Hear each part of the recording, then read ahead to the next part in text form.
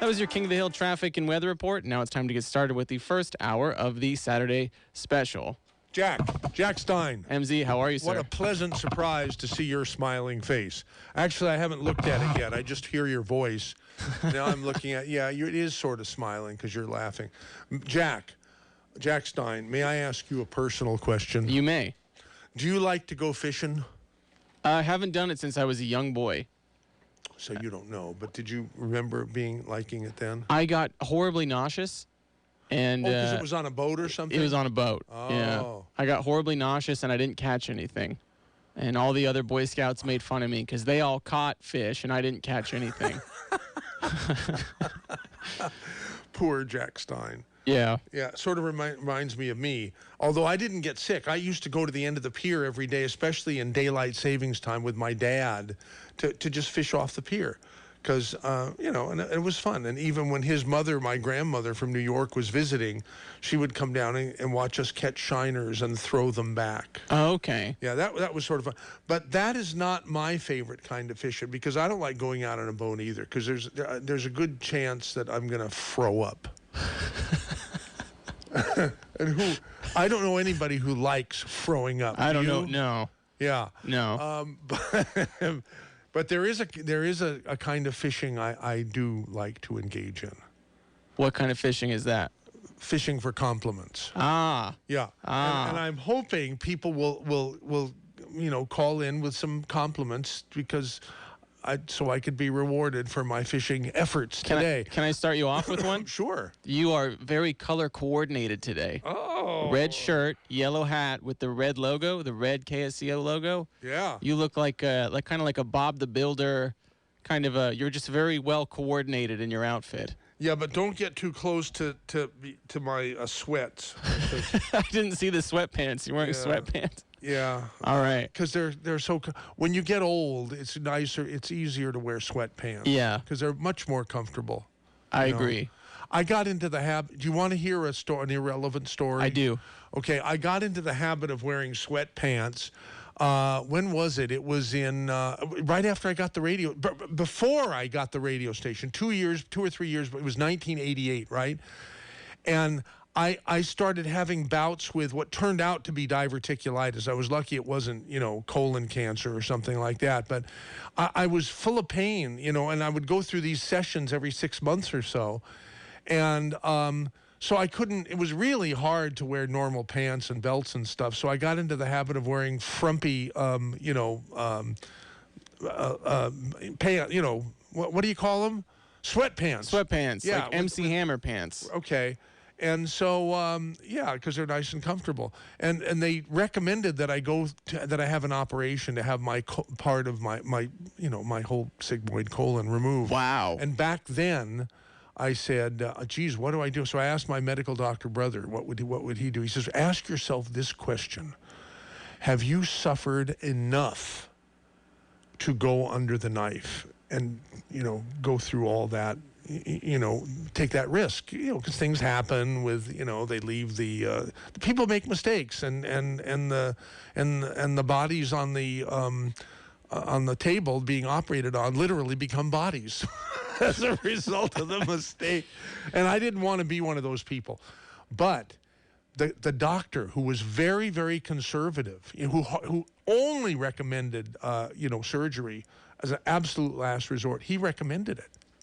He says, because the older you get, the more chance of complications. It's just the way life is. Yeah, yeah. And so in 1988, I hadn't suffered enough.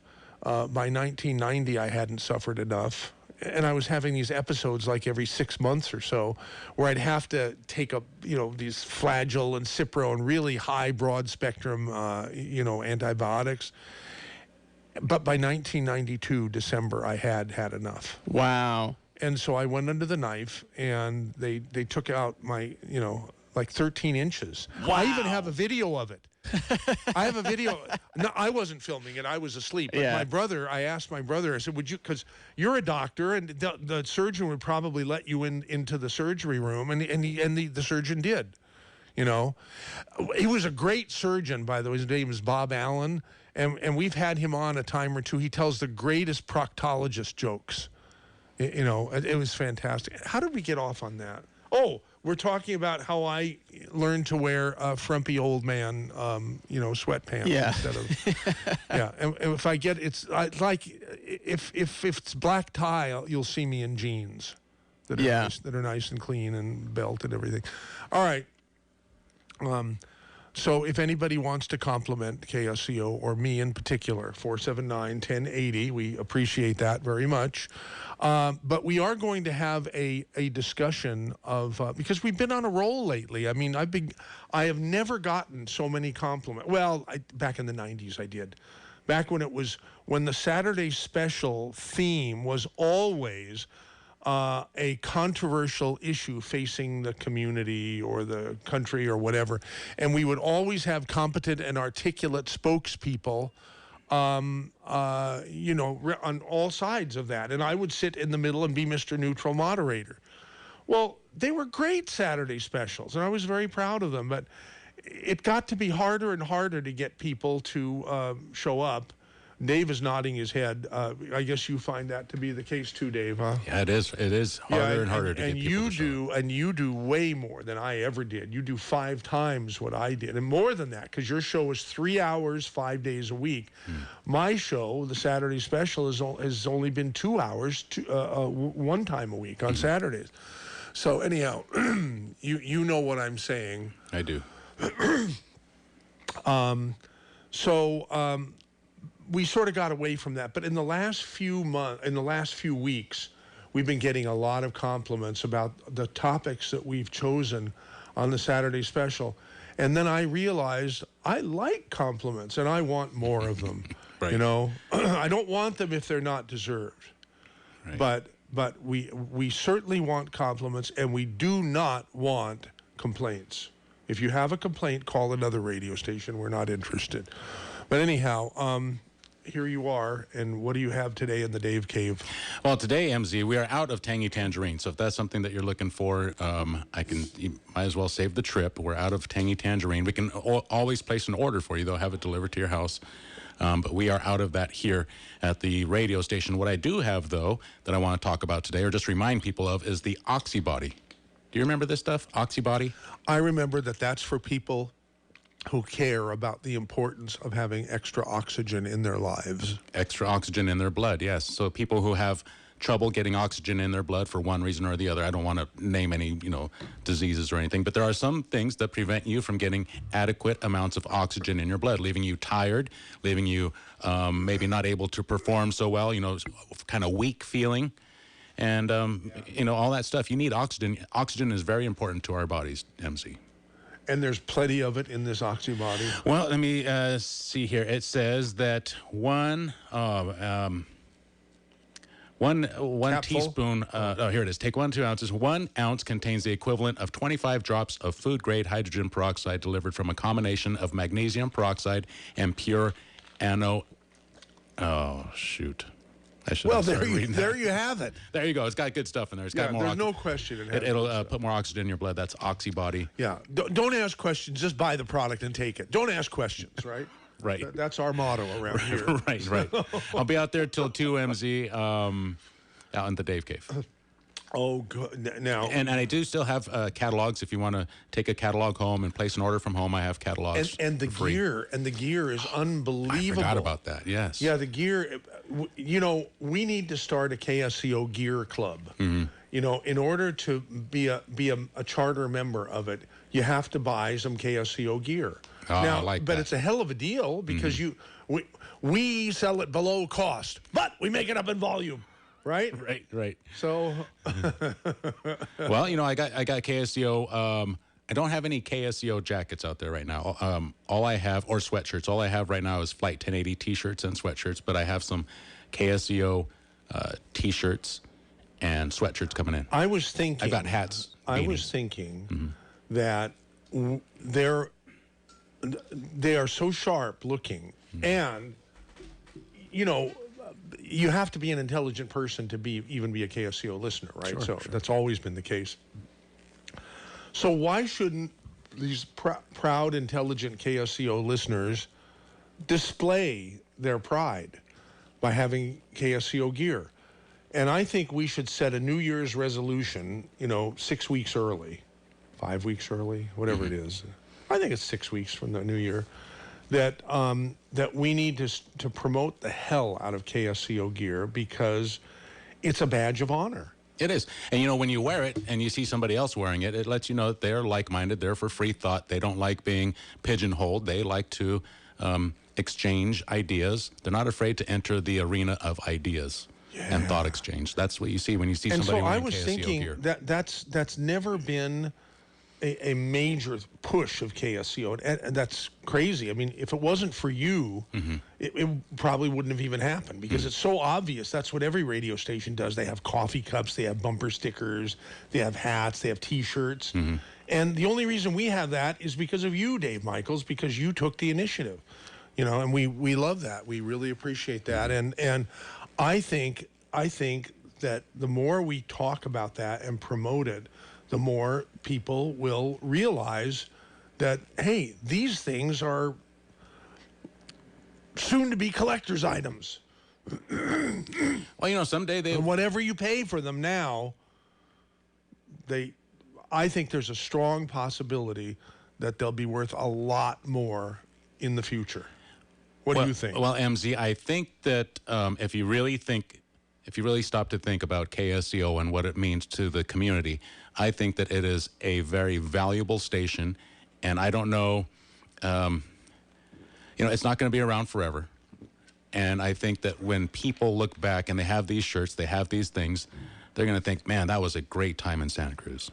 That was a great time when KSCO was around, and there was a platform to exchange thoughts and what you thought about. For posterity purposes, and these shirts are cooler for more than just one reason. Yeah. And they show support for KSCO. Encouraging people who own businesses to advertise. Not because they feel sorry for us, but because it's a damn good business decision. I mean, how many advertisers do you hear on KSCO that have been with us for years and years and years and years? A lot of them. And the reason they wouldn't be here if it didn't work, if it didn't grow their business, right? Right. So the whole idea of supporting a unique radio station through various ways, buying the supplements, which will support your body and probably lengthen your life. I mean, I can't prove that. Who can? But from everything, you're probably in the best position of all to get feedback from people who take the products. Oh, yeah. They wouldn't keep coming back if the products didn't work, right? Okay. So, there's a lot of things. Oh, and don't forget the emergency service we provide. What are you going to do when the power goes out and there's no internet? Right. You can still tune in to KSCO and communicate with your friends and neighbors. Something I wanted to bring up. This is a story I read. Just give me 2 minutes here. Was during the fires, regulators are really upset with the phone companies because communications went down. Landlines went down, cell phones went down, everything went down except for radio. So they were thinking about investing more money in emergency services into radio because that was the only dependable communication out there when the fires were going. Everything else went down. Yeah. So radio is superior in many, many ways. Yeah, and there's radio and there's radio. We're the real radio because we have a heart and a soul and personality and people who actually answer the phone who are real people. You don't find that anywhere in the country.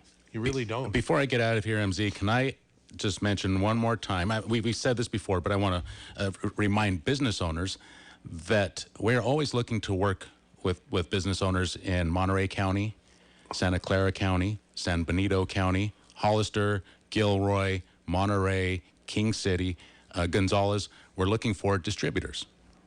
For the longevity products. For the longevity products. That we can promote on KSCO. We will promote your business on KSCO. You will see for yourself how well advertising works on KSCO. Yeah. Don't forget that. Don't forget that. Wow. Okay. I won't forget I'll be out it, there Dave till 2, Michaels. MZ. Yeah, thank you. Great to see you, and thanks for all you do. Good morning.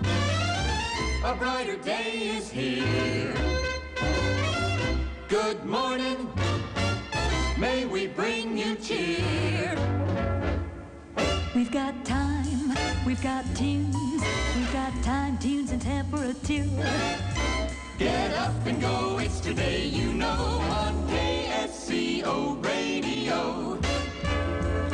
Can it be? Can it be? We haven't even invited I guess I did invite phone calls. And can it be that we have almost a full board already? Now, that doesn't mean, look, I promise we'll go through it real quick. Don't hang up just because you heard that we have a almost full board. I think now we do have a full board. Anyhow, welcome to the Saturday special. We'll be on till noontime. Good morning. Now stay right here on KSCO Radio.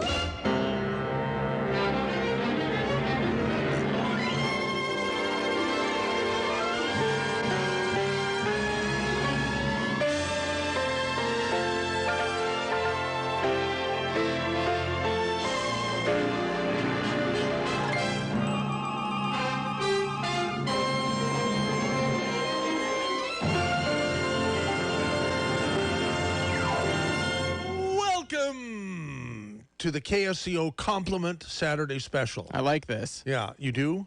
Yeah, because then people are going to also compliment me. Oh, Right. okay. Because if I'm here, now Yeah. if Griffin was here, people would compliment Griffin. Yes. But because Jack Stein is here, people are going to tell you how much they appreciate me. Good. Which is- and I don't think it was even necessary to plant that seed. No, I don't think it was right, either. But anyhow, it's what's true is true. Okay, we are going to have a discussion on the plan. I believe the plan of our governor to eliminate Proposition 13, the Jarvis-Gann Amendment. That went into effect in 1978. I'm going to tell. I've got some.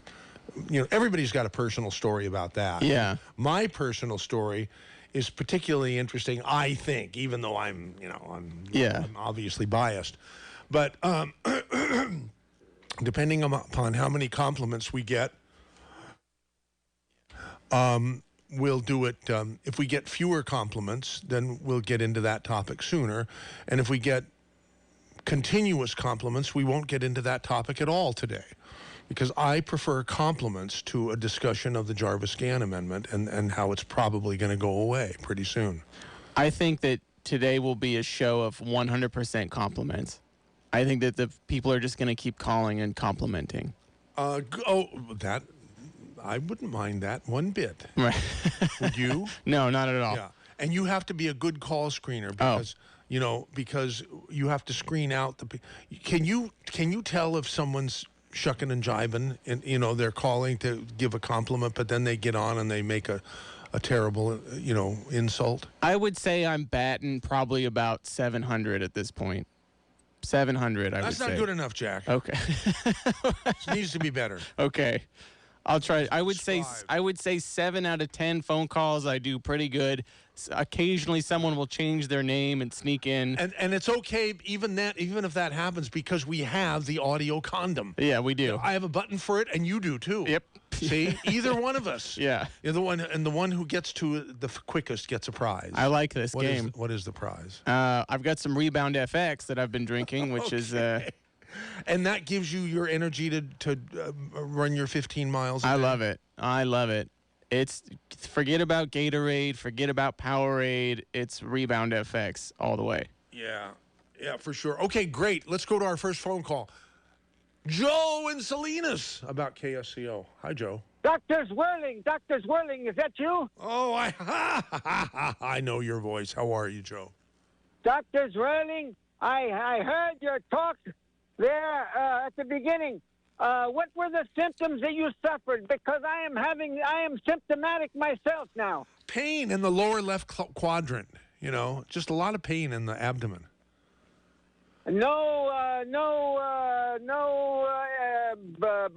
Diarrhea? Diarrhea? Yes, yes.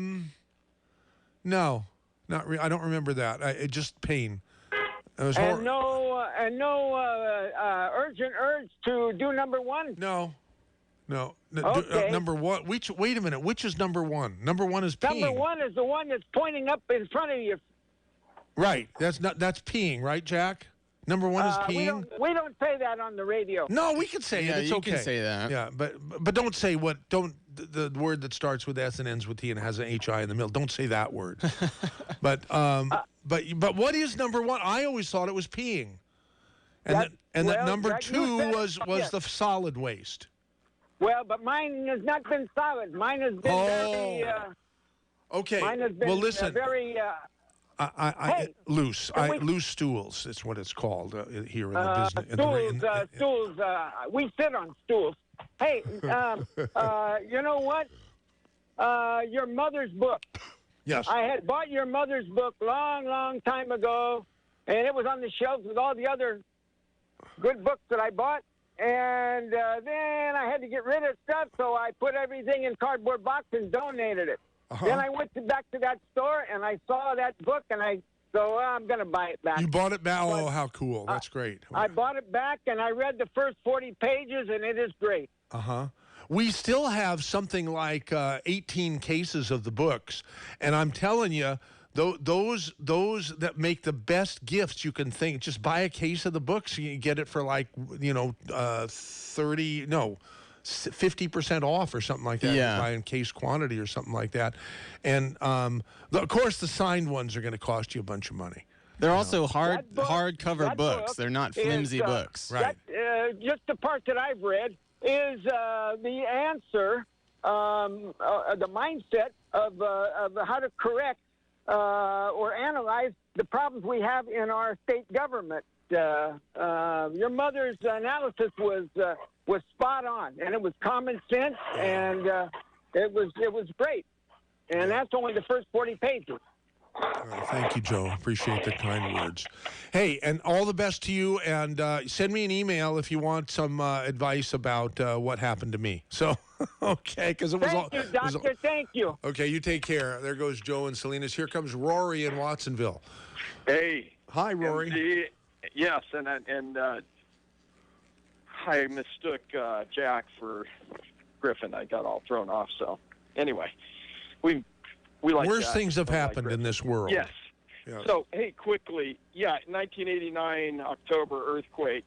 The only thing that worked was my Coast County radio for work, which we were able to communicate with amongst ourselves, and KSCO. Everything else was dead. That was Ed Sump, our good friend Ed, who owned Coast County's radio. Yeah. Oh, no kidding. Yep. Oh, yeah, that was a lifesaver. I mean, they never went down. So, but it was you and Coast Counties, and that was it for like 2 days at least. Before and it's gonna phones happen came up. again. And yeah, and if, it'll be if KSCO was here, it'll be great. It'll be good. And Yeah. if it's not here, it'll be terrible. Well, and it would be worse because most people have dropped their hard line to their house phone. So, but anyway, kudos, and that's what really cemented me into being a KSCO listener. Right. I had only been here like a year or so, but that show that MO did, not MZ, but Michael Olson on the train to nowhere. Oh yeah, just last hour. Oh, that's got to be broadcast statewide. That is worthy. To Well, be let's heard. broadcast it worldwide, and we can. All you have to do is go to. Well, here's what we need to do. What we haven't done.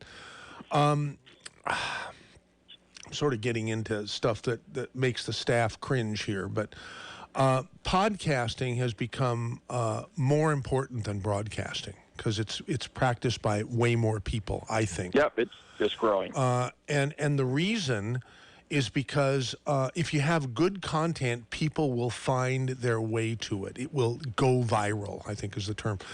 But in order for you to have good content, and Jack knows this, it's not enough to just have good content. You have to have keywords. You have to have show notes that you post along. And KSCO has thousands. I'm not exaggerating. Thousands of all of our local shows are automatically posted online. But guess how much of it has show notes? Very little. Yeah. Only the Saturday special. There might be one or two others like Ruth Copland or whatever. And the Saturday special has the show notes because Dave Michaels actually does it. I can't believe it. He actually enjoys listening to the Saturday special. He likes to do the show notes. So they get published. But we haven't done anything. We haven't even until like this last week. It wasn't even available on the main platforms like iTunes and so forth. Right. Jaunty is fixing that, but Good. the point Well, good. the Keep it. point I'm making is that no matter how good your content is, if you don't have searchable show notes attached to it, Correct. it can't ever go viral. Well, it'll Okay. never compete. It'll never compete. And that's If what it does, we by accident. have to do. That's what we have to change our stripes. We have to enter the 21st. We have to enter the 20th century. I'm sorry. I don't mean to be. I don't want my staff Michael, you or did anybody some to of take the- it the wrong way. We are in the friggin' dark ages here at KSCO, and I'm sick of it. Well, I think, MZ, Well, you part know, of it is that you did some of the first internet radio. I That's think true. So we I should heard it. we should be a leader instead of there you go. instead of You're the boss. winding up the rear, not even behind the caboose. Okay. You're the boss. Don't Set get the- me started. Set the pace. Yeah. But anyway. Anyhow, I'm that- gonna go after the show where I'm all fired up. I'm gonna go back home and get on the couch and belch and fart like everybody else. You gotta keep finding. You gotta find the right torch carrying leader that you hire out. But Well, that's- it would have to be it would have to be Dave Michaels or Jack Well, Stein he's or right in maybe front of both you. of them. Because Dave's they right- took the Dave- initiative to make an infomercial about the longevity products and business. Right, Jack? It covers both, right? yeah, we do both in that Yeah. infomercial. Well, And give him and they the- just took it upon themselves to do it because they thought it would be a good thing to there, do. He's And they're right right. in front of you. Promote. What are we going to do? We have to promote. We have to come up Promote with. Dave Michaels and give him the marching orders and the authority, and just go and Jack and his system.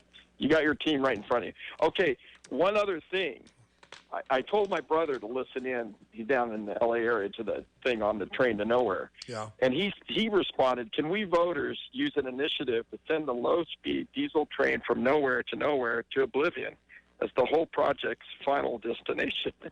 Unwind the whole thing and let any harmless physical artifact be memorialized with brass monument markers explaining the folly. And wow, I said, brass absolutely. would be great, not bronze, because brass is sort of golden and it attracts more attention. Good. And this goes back to the initiative process. The train to nowhere, which I voted against because the numbers didn't add up, and I knew it was based on man-made global warming hogwash, is turning out worse than I imagined. And the lawyer that MO interviewed voted for the stupid thing. So we voted it in. We can unwind it, vote it out. That also goes to Prop 13.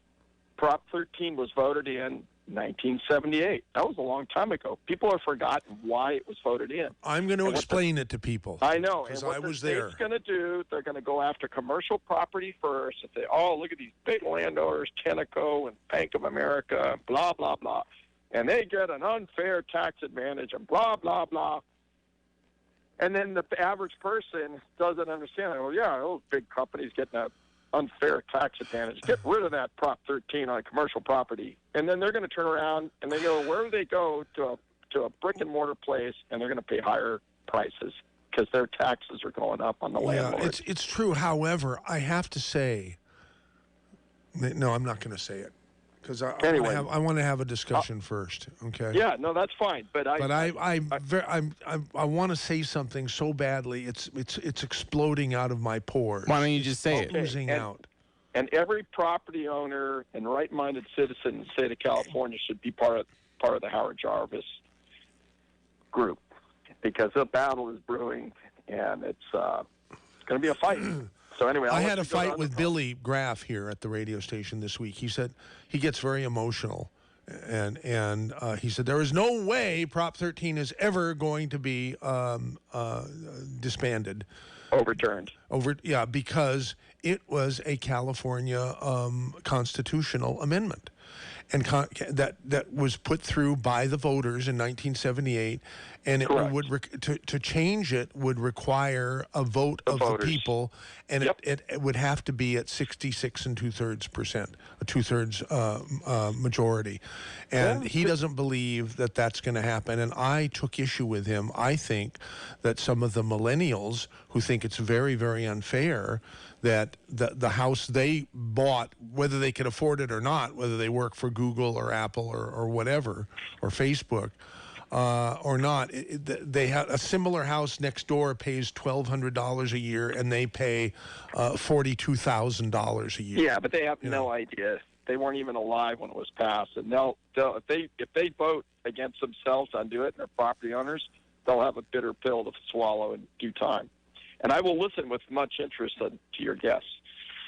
Take care, Michael. I don't have any guests. Oh, I thought you had Howard Jarvis. No, you can't get it. Well, excuse me. Rosie said, do you want to have the Howard Jarvis? No, because I think most KSCO listeners are very much in favor of retaining Prop 13. The hard part is getting somebody, and there's a lot of them. The hard part is getting a guest to come on who has the balls to say it should be debate. Yeah, to debate, because they don't want to debate. They like to just hide and do things. You know why they hide is because most of them represent state entities. Their jobs are secure. They don't have to argue. There's no challenge. That's why you can't get people to come in and argue, because they're set. It's like, how come there can't be somebody from the high-speed rail authority in to defend their madness? They don't have to. They got no one wants to be made uncomfortable publicly. I can't blame them. I don't know. There's some. Anyway. Yeah. Thank you for calling, Rory. Hopefully others will. Okay. Next caller is Zach in Watsonville, who has compliments. I can't wait, Zach. Hi. Oh, I have nothing but compliments for your station. Michael Zwerling, you got an ability to hire very talented people. Dave Michaels, Jack Stein with his YouTube channel, Human Genius. I'm going to promote it till he says, stop doing it, my dude. You're creepy. I'm just going to promote that channel. It's the best. It's so funny. What you mean, Jack's YouTube? Oh, yeah. Is that what you're talking about? Because your phone is going in and out from muffled to clear. Oh, you know what? I don't know why, but it is. But I can hear it. When it's muffled, it's not so muffled that I miss the compliment, or else I would complain.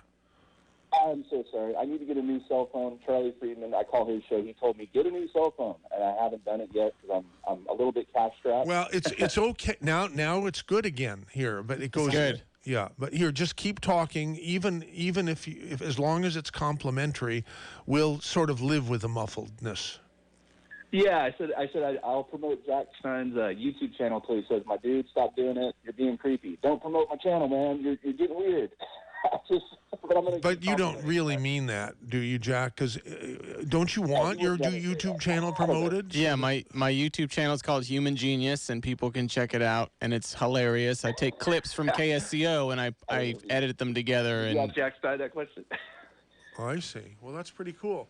All right, Zach, thank you for the compliments, and all the best. Hope to you to get a new cell phone sooner rather than later. Thank you, sir. Okay, take care. Next caller is none other than Steve in Santa Cruz. Hi, Steve. Hey, well, MZ is a model of fitness, and I think he's an inspiration to all of us older adults.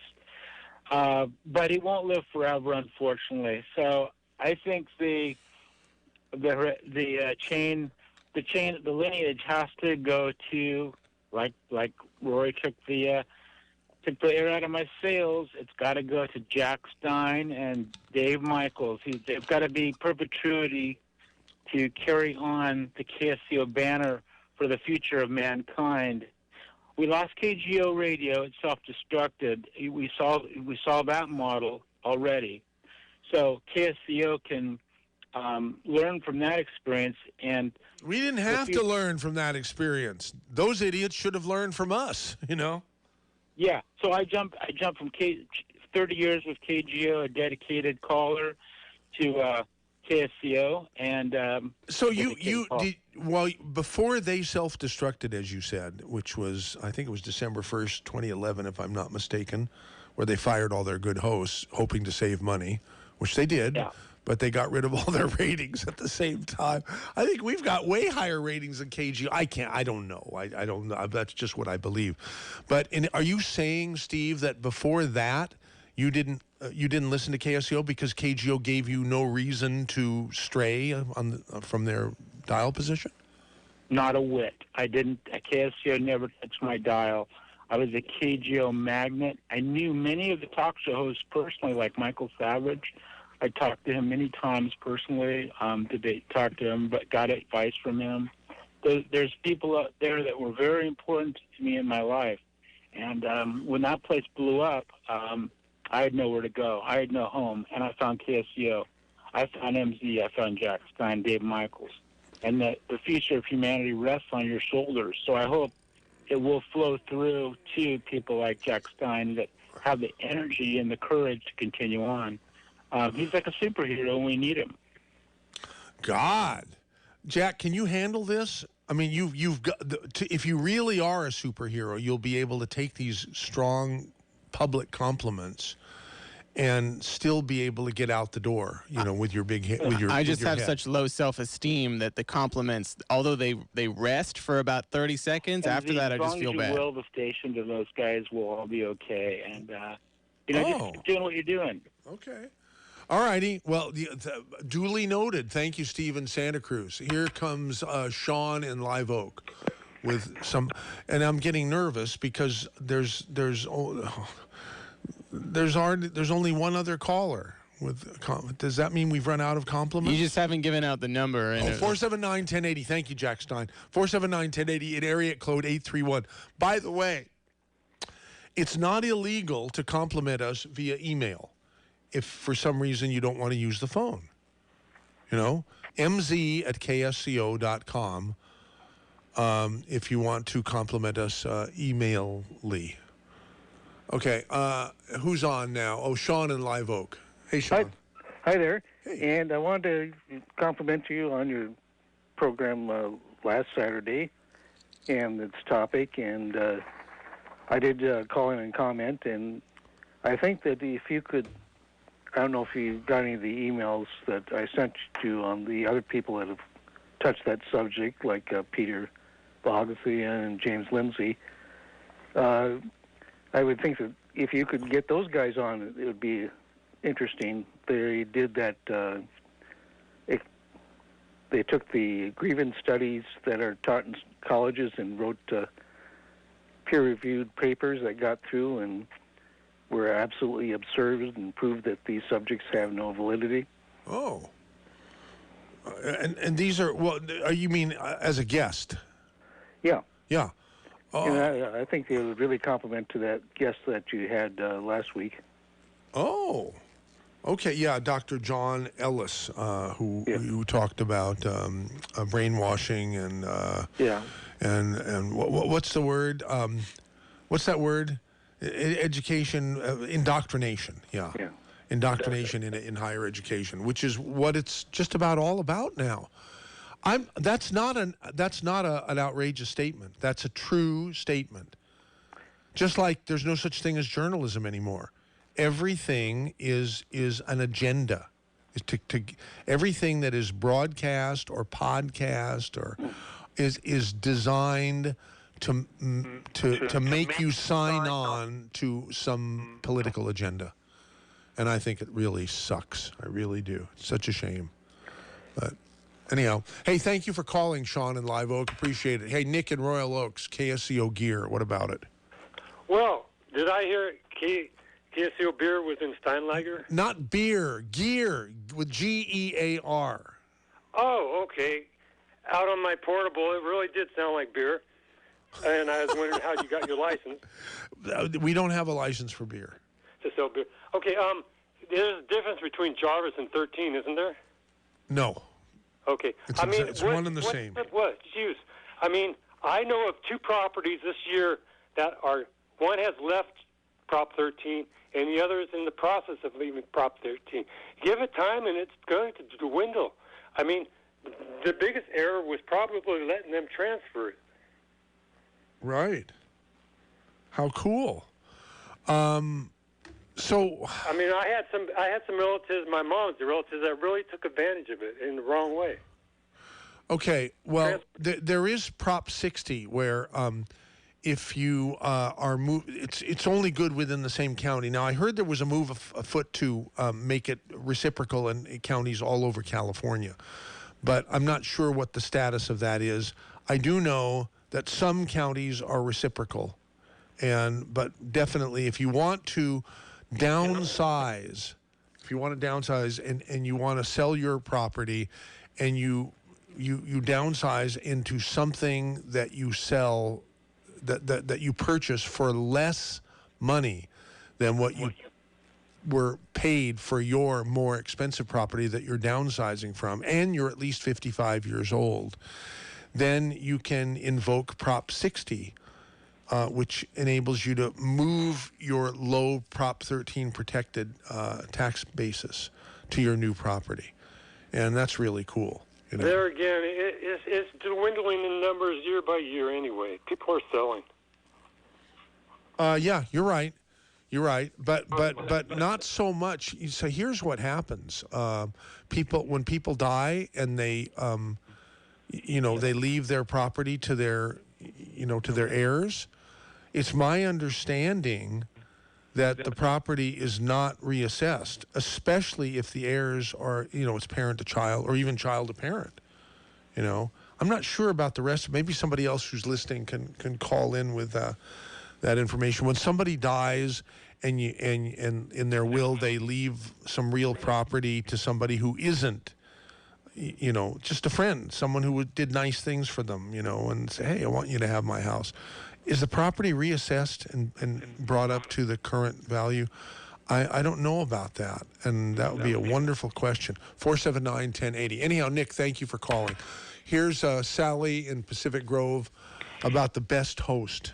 Hi. Thanks for taking my call. Sure. Well, I just want to do a kudos to Charlie, the Wizard of Watsonville. I think he is the best host. He keeps his cool, and sometimes people can be so rude to him, and yet he's very articulate, and he's kind, and he listens. Well, for most of the time, he listens very well. I don't always agree with him. We don't agree with making bakers or photographers celebrate same-sex weddings. Uh-huh. And as far as the Prop 13 thing, I'm pretty sure it has to be what they call direct issue in order to get that property tax base that the parent was given. Yes. And yeah, and I don't even think it works from child to parents.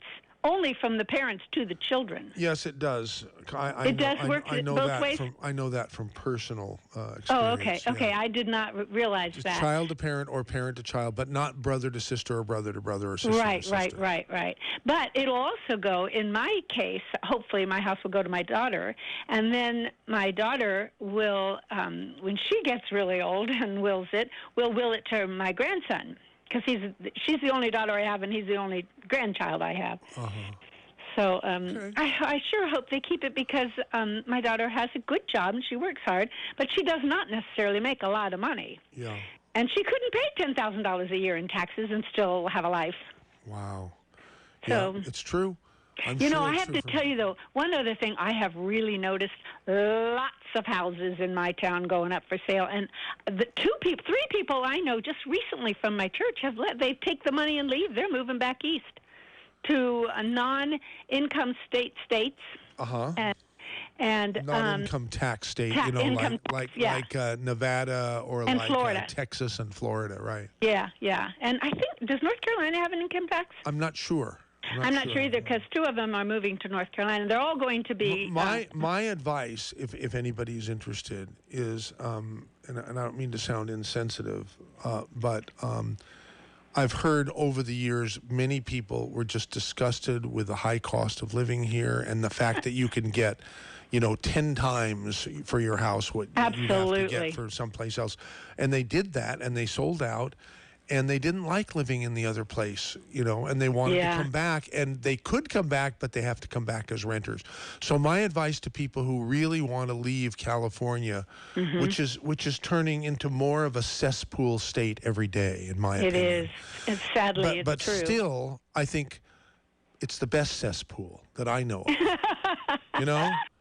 Still, maybe not for long, but my advice to people, for what it's worth, is if you're one of these people who want to take advantage of all the money of your equity and then go to another place and where you can get 4 times, for your money or greater, don't sell. Just rent your place for a while, because if you change your mind, or don't sell everything. As long as you have a little piece of this rock, even if it goes down in value and you still want to come back, you'll be able to. Right? I totally agree. I think it's very dangerous just to pick up and completely move. I agree. If you're not already renting here and you're going to go rent somewhere else, that's a different ballgame, or go buy somewhere else. But if you've got something here, don't sell it. Just rent it. Yeah. Until the market starts to crash, and it will someday because of the cesspool. It's getting worse. It's hard to imagine Pacific Grove ever being a cesspool. The biggest thing about why I don't think, well, besides the fact that my grandson is here, I'm not leaving that. Yeah. But mosquitoes. I hate mosquitoes. Mosquitoes are everywhere in this world except along the western coast. Oh, well, there's a good reason. Central coast, so I should say. How much are you willing to put up with to not have to put up with mosquitoes? No me molesta mosquito. Come and eat my burrito. The mosquitoes love me. My husband and I moved to Florida for 5 years. We loved it, absolutely loved it. Didn't really want to come home, but I had a baby, my grandson here, and I wasn't going to miss out on that. And I had my home. I rented my home when we were in Florida. But I'm telling you, we would walk across the street, and I would have 10 mosquito bites, and he would have none. Yeah. Wow. So well, you could always use Flit, right? Oh, I did. I used everything. Even that didn't work. That's amazing. Nothing worked for me. Right. And sometimes I put so much off on me that I, made myself sort of sick. Well, stick around, Sally. We wouldn't like it if we lost you as a caller, okay? Anyhow, I love Charlie. Give him a big kudos. Well, I will, and I love Charlie too, except I can't stand that he hates the Beatles. So I didn't know he hated the Beatles. I could never 100% love Charlie.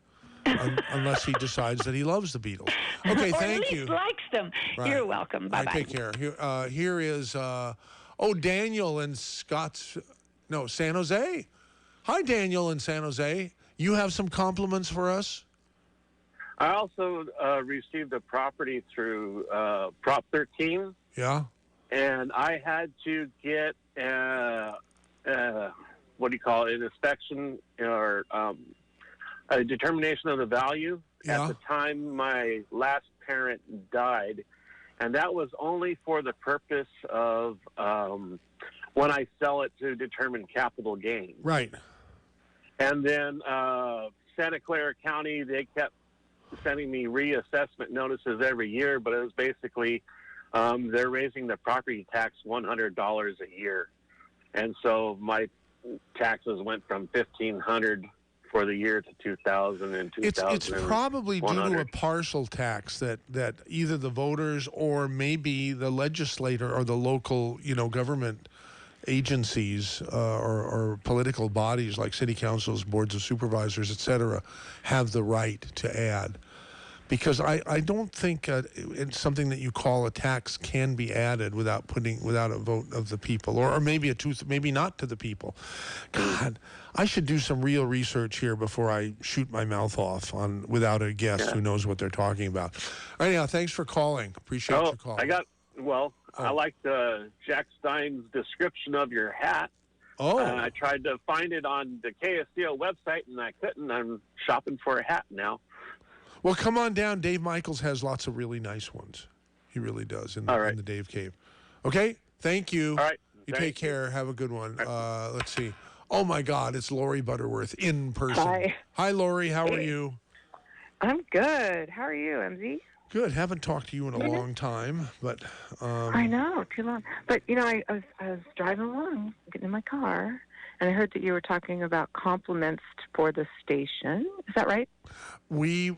Today is the compliment the station day, and if you have a complaint, just sit it out. Because we are not interested only in compliments. Not only today, but anytime. Yeah. I'm not gonna complain about the politics and all the ranting. No, that's fine. But that's fine that you're not going to do that. Yeah. You may know why I'm calling. And so there's things about the station that the community really doesn't know that are great, beyond great, that make this community station a true community station. And I think you know what I'm talking about. And I know you don't like this, MZ, but I do want our community to know the impact that KSCO has had. I'll introduce myself. I'm the founder and executive director of Jacob's Heart Children's Cancer Support Services. And because of this station and the generosity, you know, the things that we've been able to do with major gifts from you have really directly improve the lives of children. And that's something that kind of goes beyond just the mission of the station, that the mission of the statement is really about community building. And there are no, like you talk about a lot, there are no stations that are really community-based, even in existence anymore. And I think that's unfortunately true.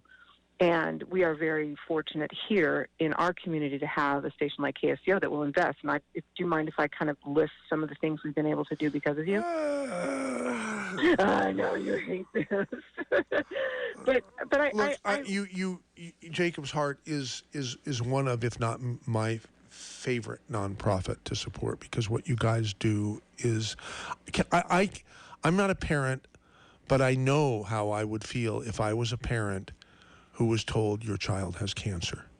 Yeah. I can't think of anything worse to be told, except maybe that the child had passed or the child was injured or brain dead or something. But you guys deal with that all the time. And I think, so while we're complimenting, let me compliment you back, for putting together, it's a great compliment, putting together an organization that deals so effectively with the worst things that can happen in people's lives. And you and I we've had some philosophical conversations over the years about, like, why do we do what we do in the world, and how, for what reason do people reach out and try to make an impact in their community, and what are the ways that each of us can do that? And we each kind of have different roles, and we have choices around that, because we live with so much freedom that we have choices around the way we can make a difference. So I've chosen to, start this organization and to create programs that directly benefit the lives of children, and mostly their families, even more than the children, and the grief support that they need and all that. But you and other people like you and the station and the team there have been open to supporting us financially, supporting us with shows and promotions and all of that, so that we can do the work. So although I've heard from you so much, and so many of the people at the station, like, I couldn't do the work on a day-to-day basis, but we couldn't do it without the station, because I don't know, I'm going to tell everybody, tell the world who's listening, you guys a few years ago bought us a car, a hybrid car, to drive the kids back and forth to treatment. I can't even count how many rides that car has provided to families who wouldn't have a ride to treatment otherwise. I mean, last year I think we did about 300 rides back and forth to Stanford for kids here. And then you gave us funding to have Camp Heart and Hands, which is the camp for kids with cancer, and you actually came out, and we did a show from there interviewing the kids. And then you matched Andrew's, Andrew, who survived cancer, was part of our program and now is going back and doing his fundraising. You got 10 seconds, MZ. Second hour of the Saturday special. Jack Stein. What's up, MZ? Dave Michaels is up. Hi, Dave. Good morning, MZ. I don't want to take up any time. I just want to spend 1 minute, because the 1 minute I'm about to spend with you is going to be worth more than me sitting here and telling you all about longevity. I want you to go to KSCO.com, click on the link there. You will hear a show from Jack and me and Jack, talking about all the longevity questions you could possibly have. Well, most of them, including how to start your own business, how to get a discount, which products you should take, why you should take them. Explains everything. The Healthy Start Pack, the Digestion Pack, the Blood Sugar Pack, all of that stuff is right there on that link. And it's at KSCO.com. KSCO.com. Check it out tonight or whenever. Tell your friends about it. If you have any questions, go there. It's about 45 minutes long and answers all kinds of questions. Yeah, and I heard that. It was broadcast in the last hour of Flight 1080 not too long ago, right? Yeah. I was I almost drove off the road. I was so impressed. It's a really good show. Check it out. 45 minutes. It'll answer most of your questions. Yeah, great. Okay. Thank you, Dave Michaels. Okay, let's start the hour number 2 officially. Oh, hello, darling. I hate to hang up on you, but I'm sorry, baby, but I have to go. It's time for that wonderful record show. I'd love to visit, but you'll have to call back. KSCO has the inside track. Well, we made it through hour number 1 without having to switch to a serious topic like Prop 13, should it be continued or not, because we had sufficient compliments. Pretty good, huh? I'm sorry, baby, but I really gotta go to KSCO Radio.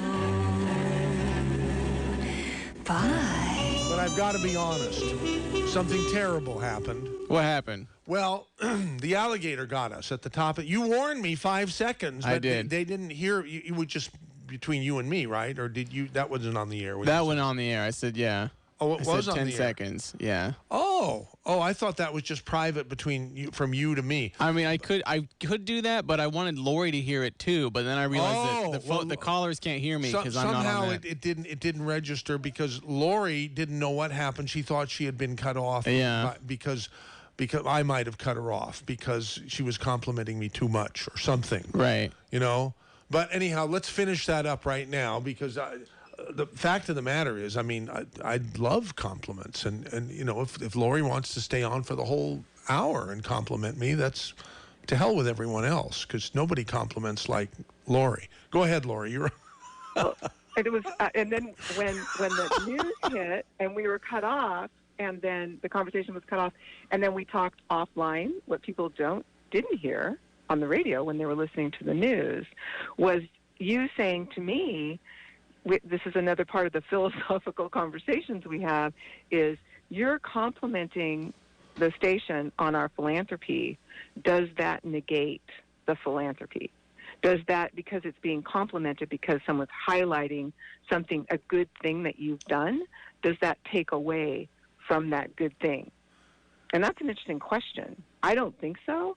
I think it's appropriate for me to thank the station, but it's also but I understand your dilemma where you like to give kind of anonymously without a lot of fanfare around it because the giving really needs to have that impactful meaning to you. So bingo. I don't know, yes. Yeah, and I don't think there's an answer to that. And I said to you, well, you're not complimenting yourself or tooting your own horn. I'm doing it, and it's genuine.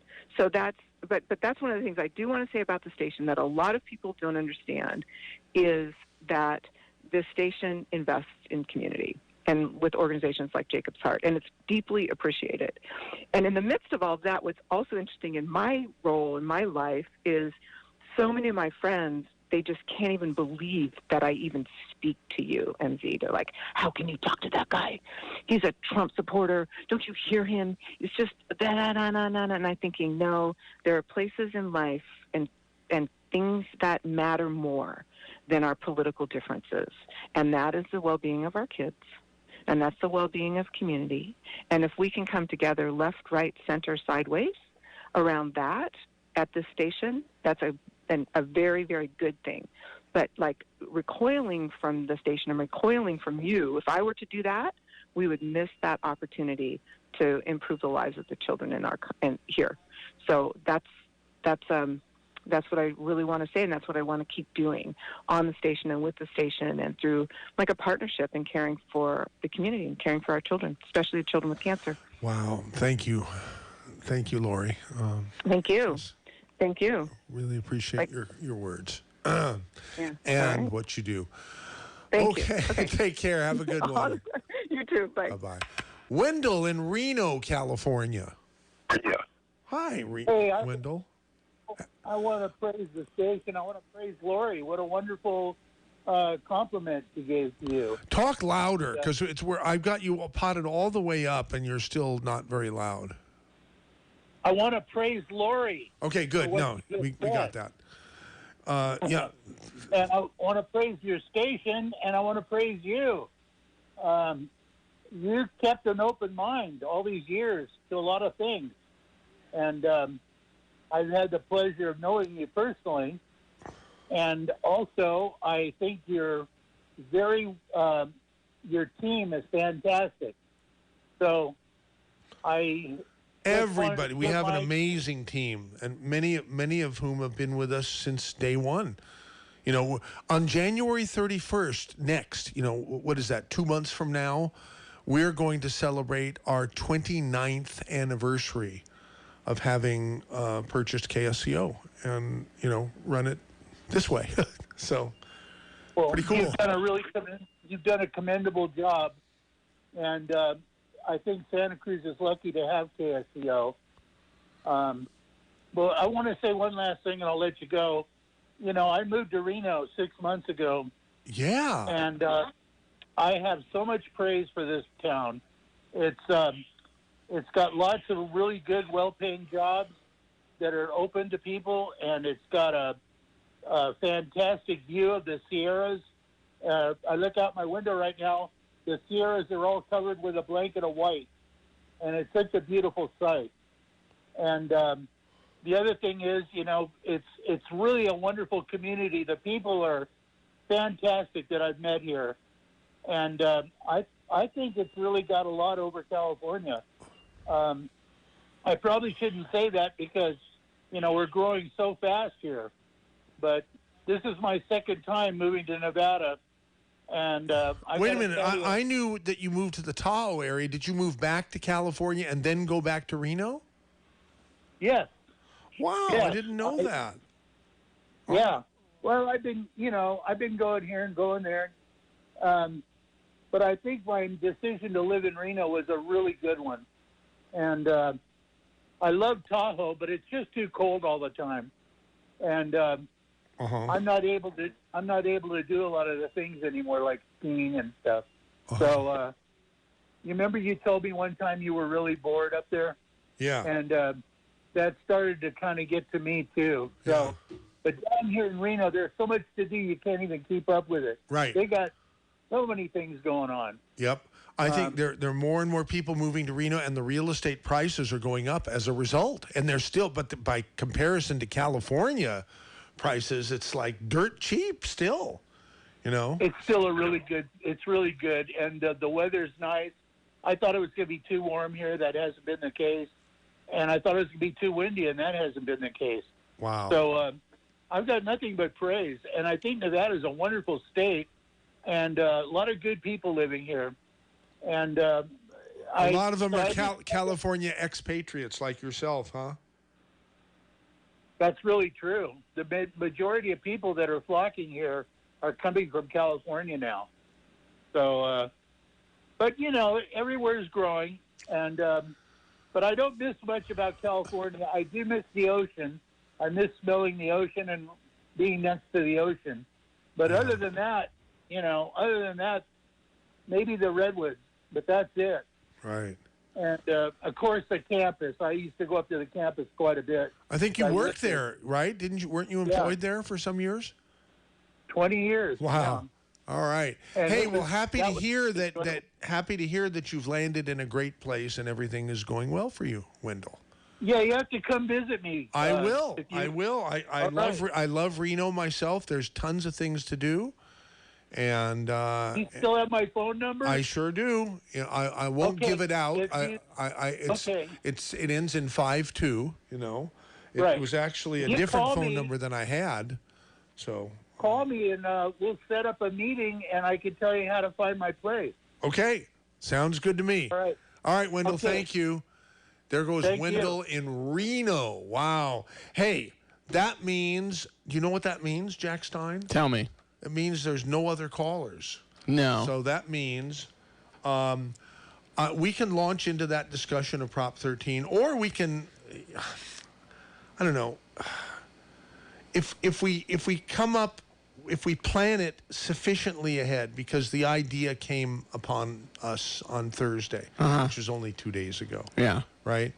So But there are a lot of things that I can relate about Prop 13. I want to tell the story about what was happening in my life when the Jarvis-Gann Amendment was proposed. I was not yet a property owner in California, but I wanted to be so badly because prices were going up so rapidly. This is between, say, 1975, right after 1975, where people started discovering Santa Cruz. And the prices just went nuts between 1975, 1978. And people who had lived in houses for years, and the prices from their next door similar properties were selling for significant, I mean, like 5 times what their property had sold for. Wow. 20 years. What would happen is that would trigger an assessment, and I guess that's always what's happened. It would trigger a reassessment of the property being purchased, but it would also trigger reassessments of everything else in the neighborhood. And so suddenly a person on a fixed income wasn't able to afford to live in their house, even if it was free and clear with no mortgage, just because a house next door, a similar comparable size and quality house, had sold for so much more money and had been reassessed. And before Prop 13, the counties had the right to reassess anything just at their whim. Wow. So did you know that? Did you know that that's what no, I had what made no idea. Prop 13 happen? No. Okay, see, so that was a boon for people. It was getting to the point where seniors could not afford to live in their houses, again, even if they were free and clear, even if they had no mortgages at all. Now, in 1978, what I was doing, I was probably 1973 and 5, yeah. I had, for 5 years, been a video producer. I lost the job, my favorite job that I would still be doing today, making maybe a tiny bit more than minimum wage. I was on cable channel 7. I was a 21-year-old anchor of Studio 7 feature news. And it only went out on the cable. You had to be a subscriber to what was then called teleprompter cable TV. There have been several iterations, probably 8 or 9 or 10 iterations of teleprompter cable TV since I was employed by them in 1972, 73. Now it's called Comcast, right? Or Xfinity. Right. But there were so many big companies that bought it and grew it, with technology and to now what Comcast is now. It's a major communications company. But in any case, I was in charge of producing and hosting a 30-minute nightly news feature program. On my YouTube channel, ZBS Boss, we uploaded, one or two of those programs that I used to do at 5:30 p.m. was called Studio 7 Feature News. I was 21 years old, didn't have a gray hair on my head, it's just, and loved that job. And if I hadn't lost that job, not because I did anything wrong, but because the company did what companies do. They have a company-wide cutback for whatever reason. The stock happened to be down or something, and I got a call, come into the boss's office because I have to tell you, the boss talking to me, I have to tell you something you better sit down for. I'm going to have to let you go. Why? You're always telling me what a good job and how proud you are to have me working. That doesn't make any sense. He says, this hurts me more than you'll ever know. This was a decision that was made at corporate in New York City because of the stock position, and we need to cut back. It's nothing personal, and so but watch the stock. If it comes back, we're going to want to hire you back because we really like you and you do a really good job. So I looked at the stock. I was never interested in the stock pages or anything, but I looked at the stock because hoping I might get a call back and get to go back to my favorite job. After 2 or 3 months, and then I started getting a bill for the cable that I used to get for free. Yeah. I figured I better move on with my life. Yeah. And I did. So I liked working with portable video equipment. So I saved up all my paper route money, and I had saved up all the paper route money, and had, I think I might have saved $5,000 or $6,000 or something back in the early 70s. It was pretty good, actually. And I went and bought a bunch of used video equipment, portable video equipment, and some new video equipment, and went into business making videos for industry, education, and industry education, and non-broadcast applications of video. So I was one of the first videographers, ever, and I was based here in Santa Cruz, and got paid for building a video production to train a company's employees or promote their products at trade shows or whatever. And I was pretty good at it, and made a very nice living, made enough money from that to be able to buy real estate, to start buying real estate, which I did. And, but one of the things where I was getting most of my business was from the state of California Department of Education. And the sub-department was the Office of Migrant Education, where they wanted to standardize the experience of students who were from families that migrate between California and Mexico, depending upon the harvest seasons in both places. And they wanted their educations to be pretty as uniform as can be under that, situation. And so I made videos for that. And one video, the hardest part was getting the first job, and then after that, you were automatically in the budget for next year for double, And so it was quite a gravy train, but I felt like I did a good job. I was doing a service, but I heard them talking. One day they said, "Gee, should we tell MZ about the Jarvis Gann initiative, which was Prop 13 back in 1978?" And I said, "Well, yeah, tell me about it." He said, "Well, this means all our funerals, and probably you too, because we won't have the money to hire you to do videos." And when I took the time to study and read the ballot initiative, I was old enough to vote then. I was 21, and I think I had to be 21. They didn't lower the vote to 18 until after I was 21, I think. So, but I was a voter, and I familiarized myself with what Prop 13 was all about. It was to make it so that the government could not just arbitrarily reassess your property and make you pay 3, 4, 5, 10 times your property tax just overnight, just because somebody was willing to pay a lot more money for the property next door to you than you had to pay for your property, whatever it was you bought it. See? And I thought that was a wonderful thing. I mean, it was the best. Talk about something that needs to be done. And even though it was clear to me that if that Proposition 13 passed, it was probably going to affect my income, at least from, the California Department of Education making videos for them, because they weren't going to have the money. Guess who voted for it anyhow? Who? Me. Why? Because it was the right thing to do. Yeah. Okay? And guess whose income went way down from the Department of Education right afterwards? Who? Me. Why?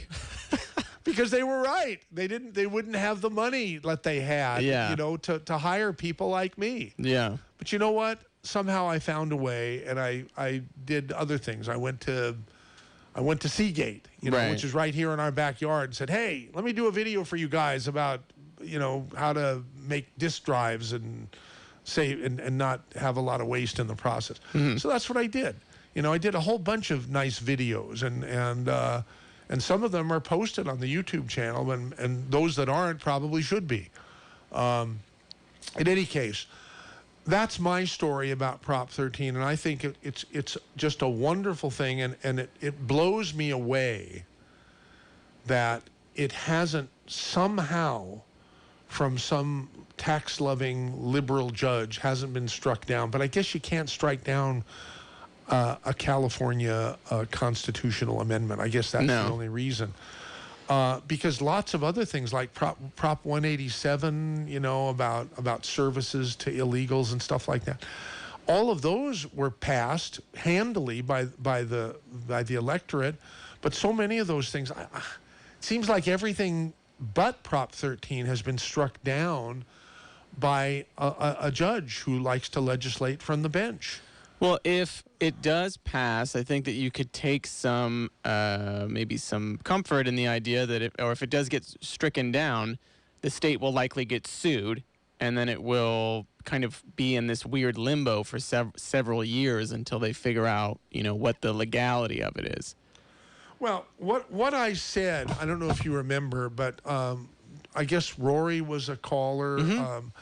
Or maybe it was during Rory's call or somebody else. I said there's something that I want to talk about, but I'm not going to. I'm going to now. Okay. Because I did some research, and I emailed myself a link to a Jarvis Gann, organization.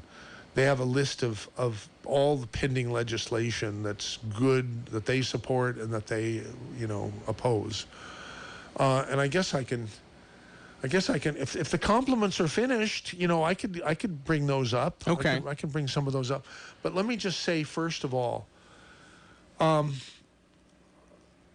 it was definitely Rory who advanced the argument about maybe Prop 13 will be modified so that the commercial properties can be reassessed reassessed and brought up to. No one's suggesting that the rate, the 1% or 1.1, I don't know, it's right around 1% tax rate is going to be changed. But if the assessment is changed and your property is now worth assessed at $1 million where it had been assessed for $20,000, then your tax bill is going to go way, way, way. Yeah, way, and that's going to force people to sell, right? I mean, they just can't afford it.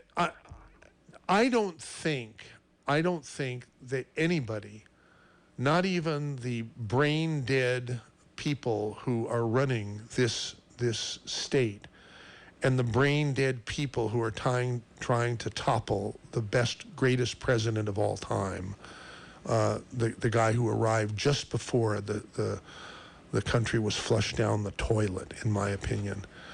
Even though I don't think even those people, whom I consider just they don't get it or they're mentally ill or something, even those people I don't think would allow or be in favor of homeowners being impacted negatively. They might go for the commercial. And you know what?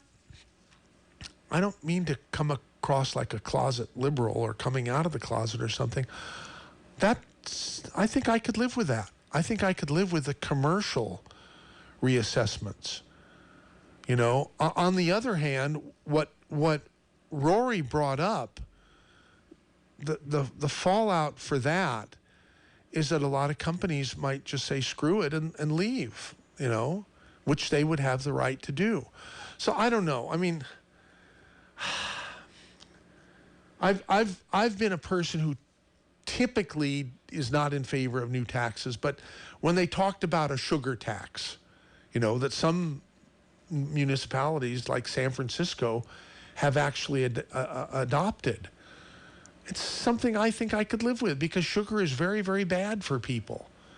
And if they want to keep, putting it into their bodies, and with 40 grams of sugar Coca-Cola cans and things like that, it's okay if they spend some more money for taxes, I think. A guy named Carlos called in, and he didn't want to go on air, but he did want to ask you to defend your position that California is a cesspool.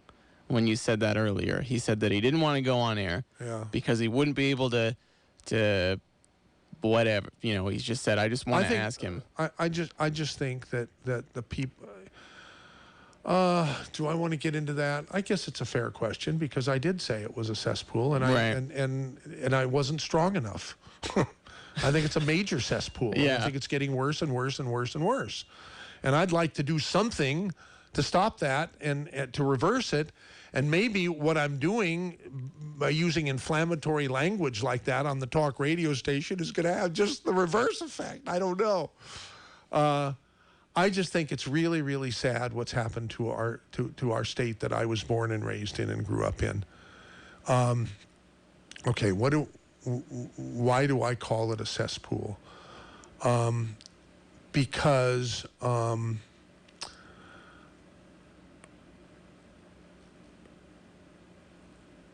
you know what? I want to think some more about that. Okay. And I might, and I'm not going to backpedal. Yeah. I'm not going to backpedal, but I am going to. But that's a very legitimate question, and if Carlos would have felt comfortable going on the air, I would have treated him with respect and dignity like I respect everybody. Now, I'm like Trump in that if someone attacks me personally, right, then I hit him back twice as hard. It's just in my makeup. It's in my DNA, I guess. You know.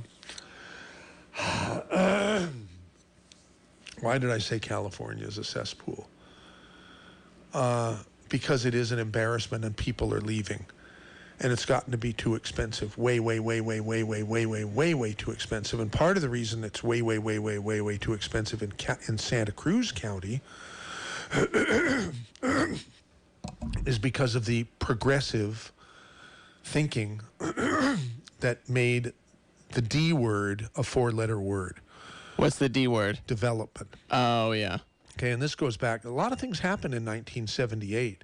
You know, Jarvis-Gann passed the Proposition 13 statewide. But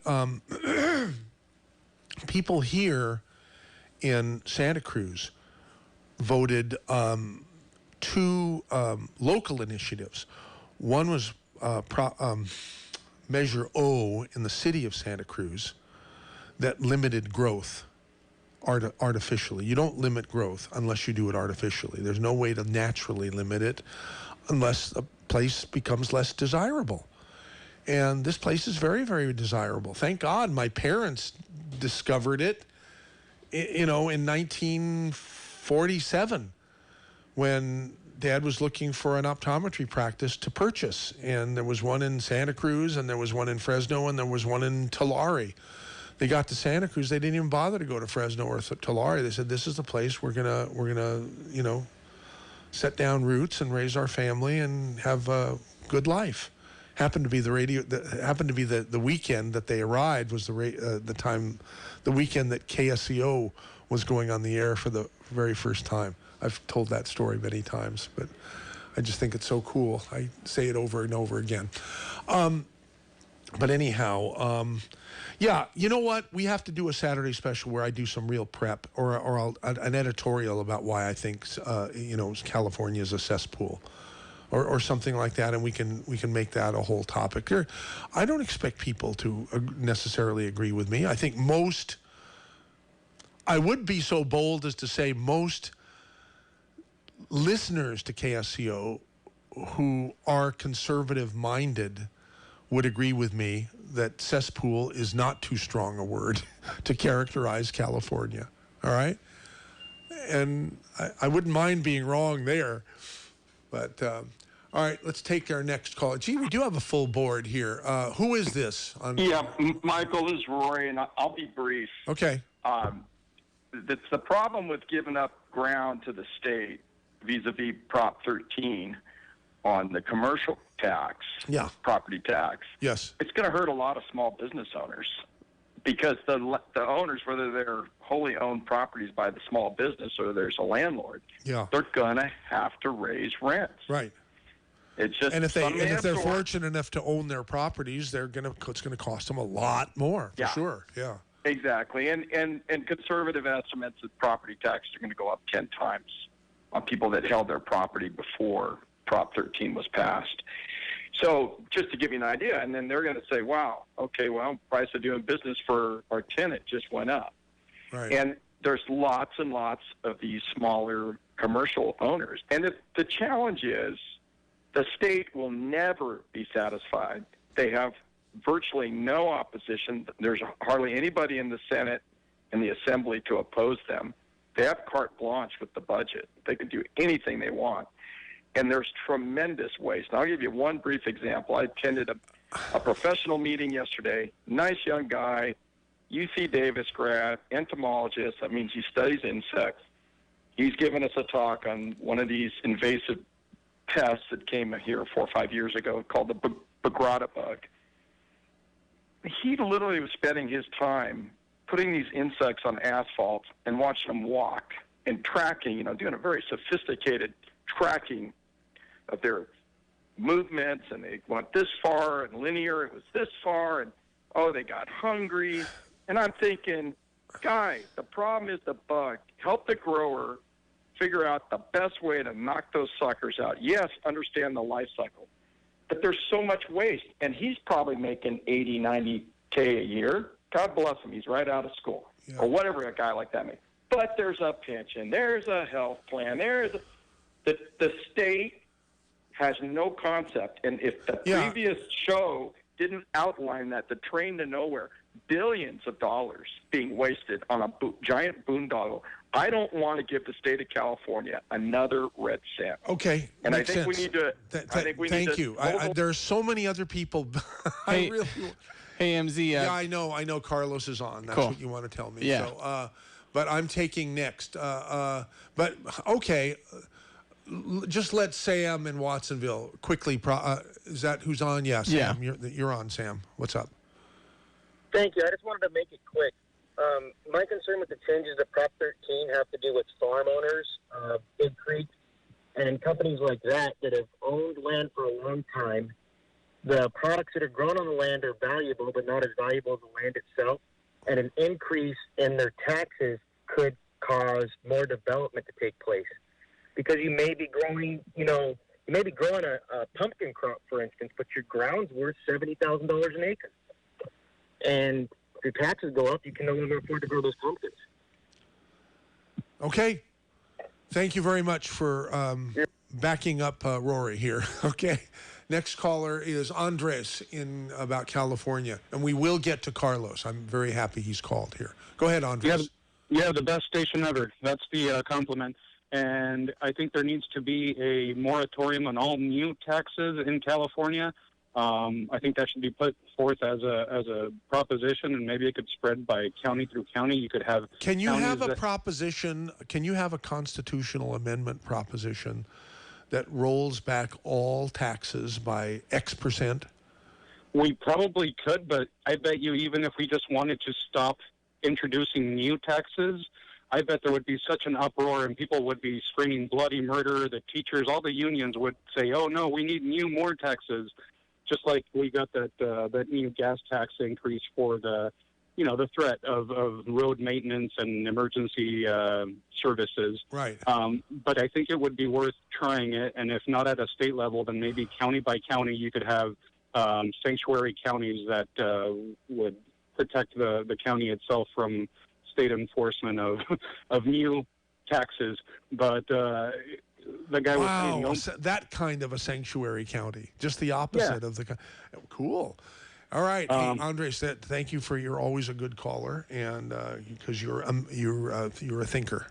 So, thank you. Yeah, take care. Now let's go to Carlos here, and Ken in Live Oak and Dick in Santa Cruz.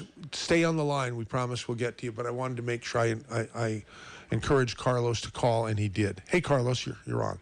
Hey, good morning. Listen, it's not that I didn't want to talk. It's just that passion always comes into consideration when we're talking about things that can be constructed as very political, but are, bottom line is a simple question of checking your balances and looking at everything from a, non-biased perspective. We're talking about, you said that California is successful. I want to know why, because sometimes I refer to other things as cesspools, and I have very strong opinions as to why I do that, and I can tell you exactly why I think certain things are a cesspool.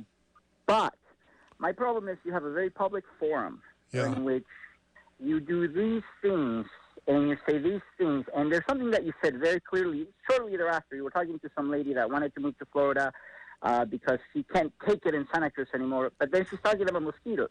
So my question is, when she gets there, is she going to, for lack of a better word, bitch about mosquitoes and say, I hate mosquitoes, and let's get more vector inspections, so try to get rid of mosquitoes so she can live the life that she wants to live without considering the effects of everybody else and everything else. That's just a small portion of how I think that's very hypocritical. She wants to move to Florida. She can't stand the mosquitoes. She's going to be miserable. I've been to the Caribbean. I've been to Florida. It's miserable. So if she's okay with doing that, fine. But don't rub it in my head and my face and say that this state is worse and that state is better, and then you're telling me that mosquitoes are miserable and make you miserable. There's no argument there. So, you know what I mean? Hey, you haven't challenged me. Well, I guess you have a little bit, but not directly. But I don't think I want to be challenged by you because you're too smart and you're too articulate. I don't think I want to go up again. Well, here's the one question, though. Here's one question. It's very simple. You're talking about taxation, right?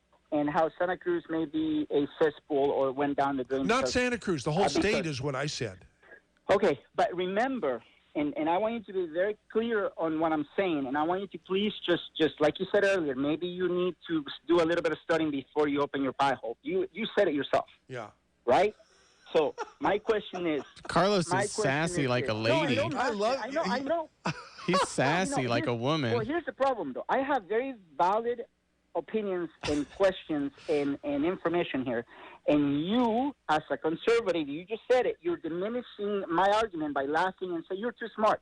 Well, I'm trying to get I'm not. And try to Carlos, now you're not only smart, but you are too sensitive.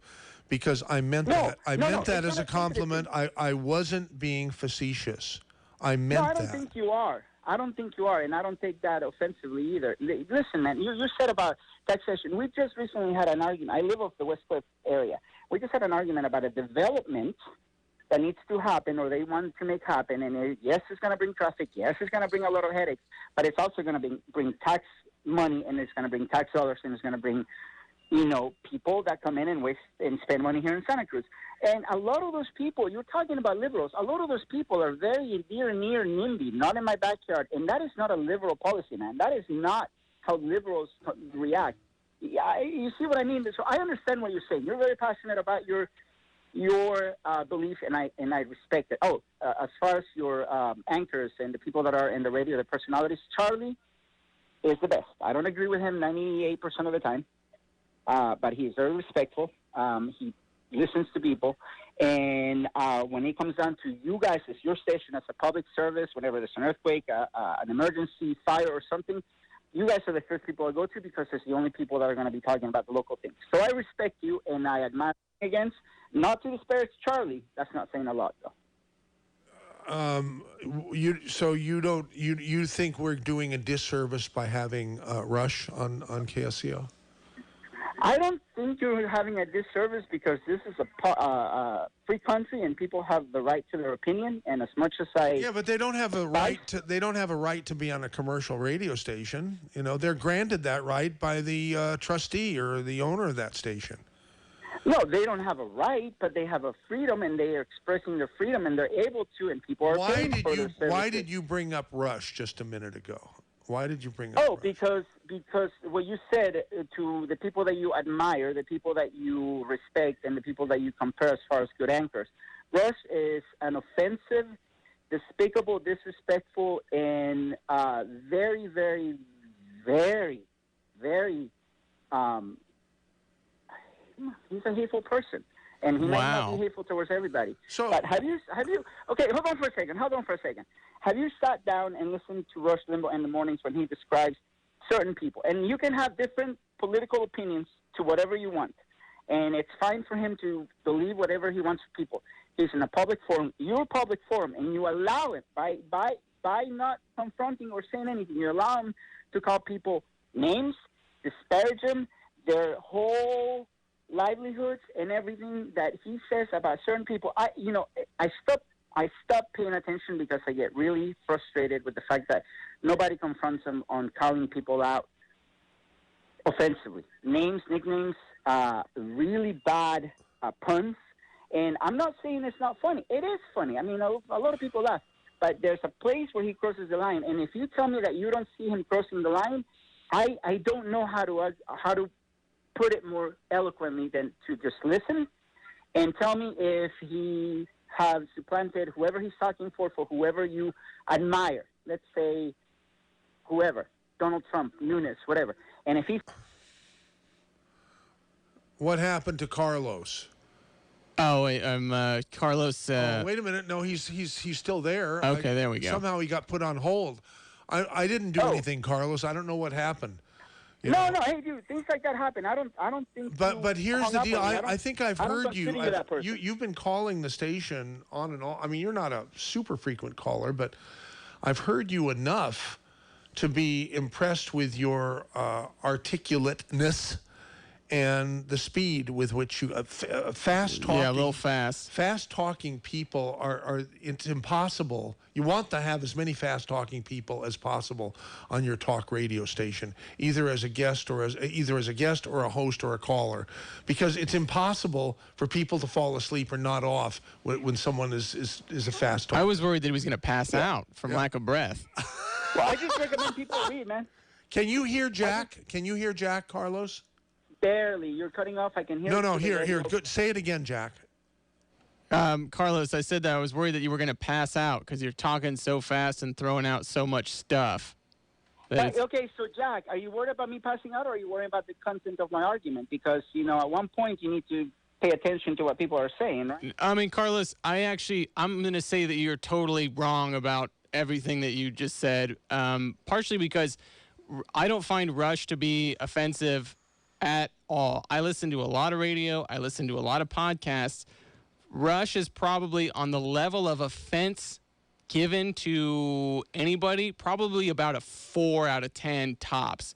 If you listen to other people, there's a lot worse, broadcasters and podcasters out there. Rush is actually very balanced, I would say. He has a perspective. He's biased. Couldn't agree more. Hey, I can't wait to ask you this question. Carlos, wait. I got to ask you this question. I don't know what you do for a living, or if you do anything for a living, but whatever it is, it's none of my business unless you want to share it. But for a second, just play along with me for a minute here. Whatever that is, starting right now, imagine that you are the owner of a talk radio station, a commercial talk radio station, okay? Yeah.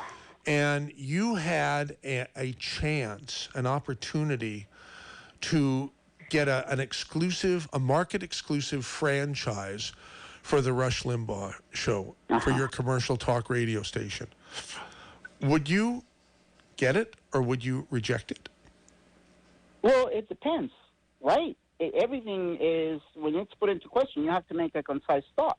And depending on what it is that you want to accomplish, you are going to go with that. Presumably, you're in business to make money, for it to be a viable business. Okay?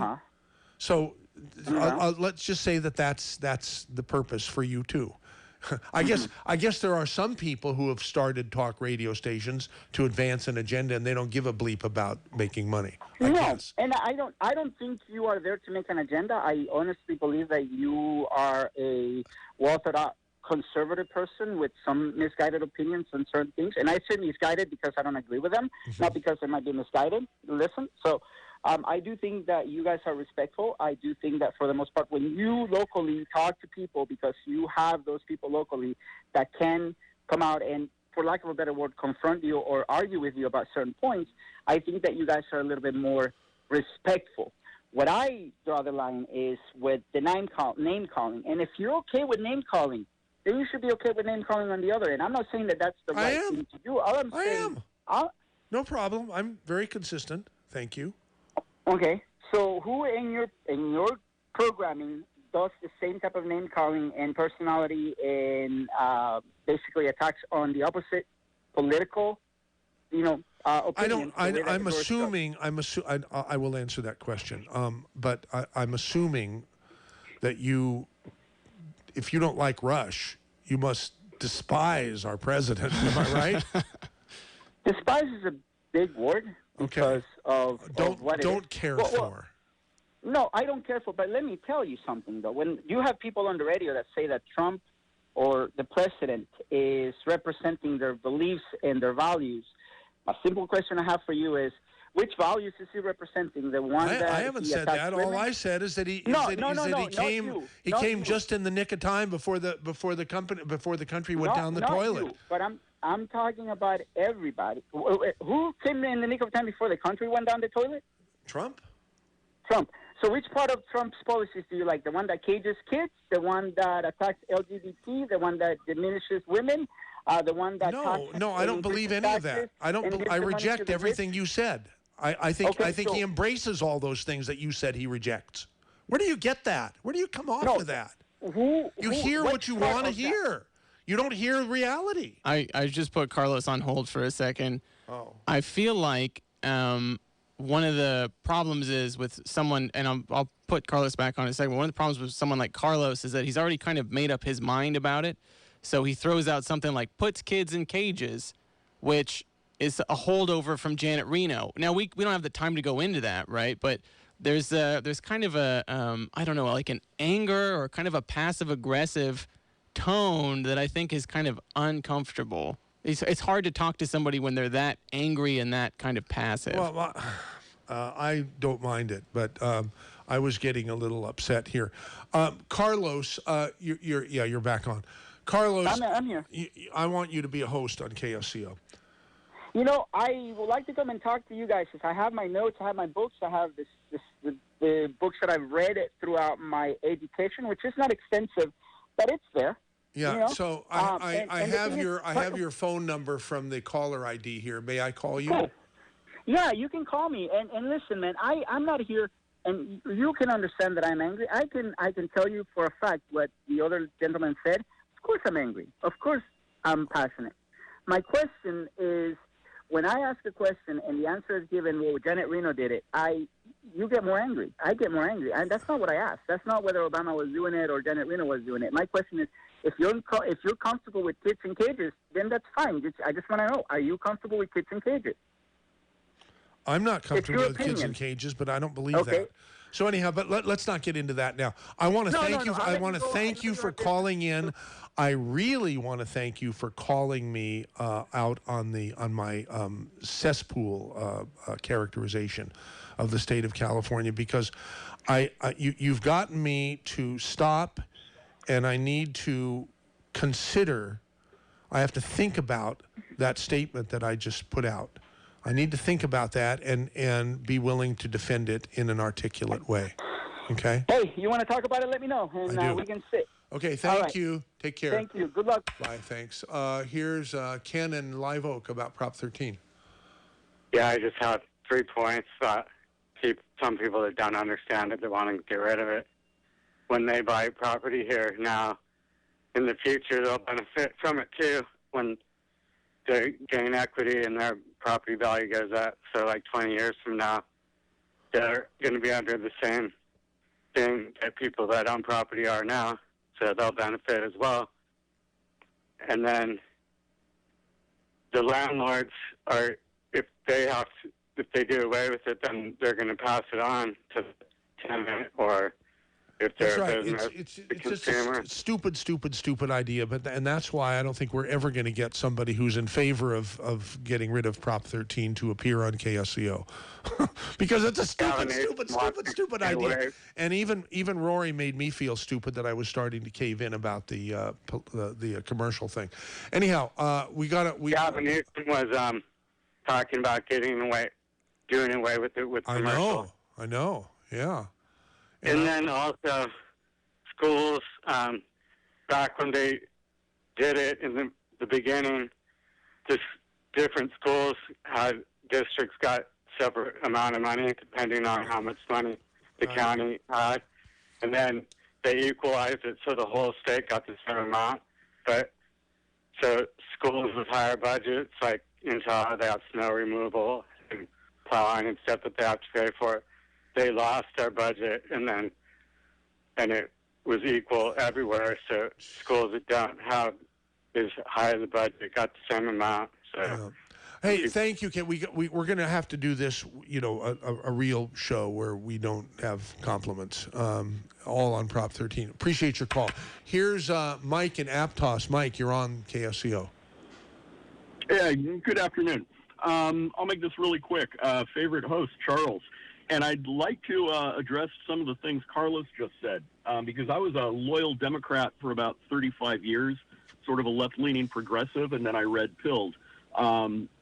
I agree with him. Rush Limbaugh, if you have progressive beliefs, can be very, very offensive. But what I would suggest to Carlos is think about having conservative beliefs, and you have Trevor Noah, you have Bill Maher, you have about 90% of Hollywood that is coming out saying incredibly offensive things, not only about the president, but about anybody. Of course, who's a member of the GOP. It's whose ox is being gored. Hey, got to move. Thank you very much for calling 479-1080. We got Billy Graff on. Bill, you're on. Hi. Hey, Mike, I just want to bring the discussion back to your first hour where people were talking, saying nice things about the station. Yes. Because they've been kind of beating up on you a little bit in the last couple of calls. I just want to remind people that you and your family are the people responsible for saving our favorite radio station. When you bought it, it was having a hard time, and I think probably you're the reason why KSCO still exists after almost 29 years of your ownership. So just want to remind people about that. Wow, thank you, Bill. But, it helps to have the greatest staff that you could possibly have, because that wouldn't have been possible without that. So, well, yeah, but yeah, the fact that your family and you decided to buy it and keep it on the air and run it like you guys have, it means a lot to the people that listen to it. Right. Okay, thank you for calling in. And you say we're coming in loud and clear at Clear Lake. Pretty good. Yeah, it is. Thank you. Here's Billy Sunshine. Quick, Bill. Two things. Number one, I ran into a number of people who just loved what we did when the lights go off. It means so much to them to be able to sit around their transistor radio and actually have fun while that's going on. Yeah. So that's wonderful. And on Rush Limbaugh, if I was running the station, I would still keep Rush Limbaugh. I'm on right after. Somehow it doesn't surprise me to hear you say that. I'm very happy to I'm hear on that. right after him, and I'd give him a hard time. Right. You bet. Okay, thank you, Bill. Greg in Santa Cruz, you only got 30 seconds, but better than nothing, huh? So. Hey, Greg here. Hi. Yes, Michael. So I just had to pay $3,200 for not having health insurance in 2018. And that's something that Trump got rid of. The penalty, if you don't have health insurance, you have to pay the government. And I thought that was ridiculous. Yeah. So that's something I'm really happy that he got rid of it. Right. Okay. Great. Yeah, thanks for bringing that up. Sorry, got to cut you off because it's the end of the show. Thank you, Jack Stein. We hope Griffin Queener is feeling better. And come on down to the Dave Cave. That's all, folks. KSCO, Santa Cruz, Salinas, Monterey, San Jose, San Jose, San Jose, San Jose, San Jose, San Jose, San Jose, San Jose, San Jose, San Jose, San Jose,